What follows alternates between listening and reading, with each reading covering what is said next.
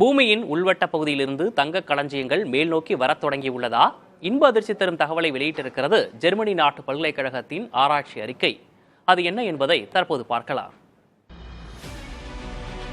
தங்கத்தின் உற்பத்தி குறைந்து தேவை அதிகரித்துள்ளதால் விலை உயர்ந்து வருவதாக ஆய்வறிக்கைகள் கூறி வருகின்றன.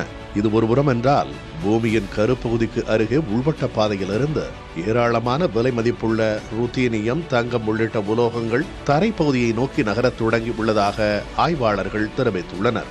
ஜெர்மனியின் புகழ்மிக்க கேட்டிங்டன் பல்கலைக்கழக ஆராய்ச்சியாளர்கள் ஹவாய் தீவுகளில் உள்ள எரிமலை வெடித்து வெளியேறிய குழம்புகளில் உருவான கற்களை ஆராய்ச்சி செய்ததாகவும் அதில் ருத்தீனியம் இருப்பதற்கான தடயங்கள் இருப்பதை கண்டறிந்துள்ளதாகவும் தெரிவித்துள்ளனர்.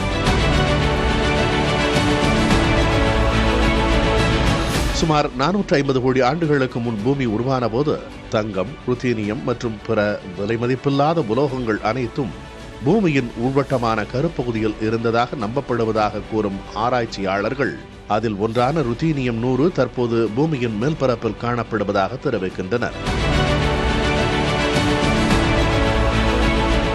லித்தோஸ்பியர் எனப்படும் நிலவெளி படிவத்தின் கீழே ஆழமான பகுதியில் இருந்து வெடித்தெழுந்த இந்த கற்கள் பூமியின் கருவில் இருக்கும் தகவல்களை வெளிக்கொண்டு வந்துள்ளதாக கூறுகின்றனர்.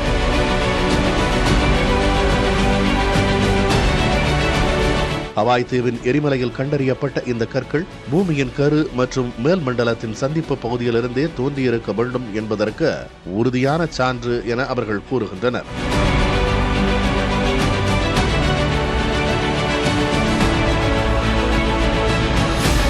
பூமியின் மொத்த தங்க களஞ்சியத்தின் 99.99 விழுக்காடு சுமார் 3000 கிலோமீட்டர் ஆழத்தில் உள்ள பாறைகளில் அடைபட்டிருக்கின்றன என்றும் அவை மனிதனுக்கு எட்டா ஆழத்தில் இருப்பதாகவும் கூறப்படுகிறது.